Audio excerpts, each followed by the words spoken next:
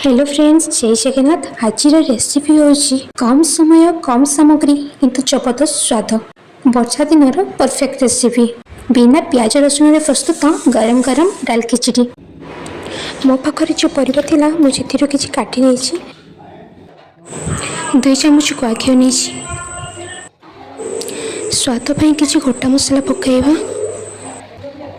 पंचफुटण, लंका, अदा, भृषंगा पत्र, कटा होइथिबा परिबा को पकाइबा। स्वाद अनुसार हलदी, लूण, धनिया पाउडर, करी पाउडर मिक्स करवा। सोमवार थिला तो से बिना प्याज रसुण अरुआ चाउल करी। आपड़ चाहिए उषुना चाउल मसूर डाली सबकि देपारे।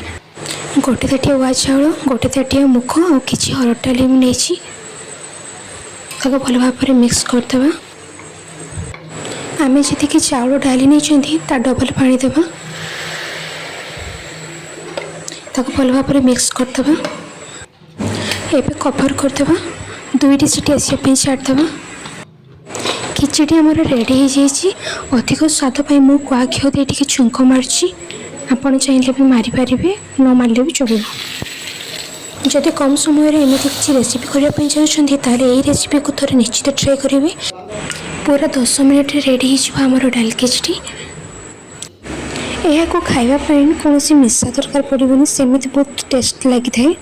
जब भिडियो भल लगे तेज लाइक, कमेंट, सब्सक्राइब करने को भूलिए।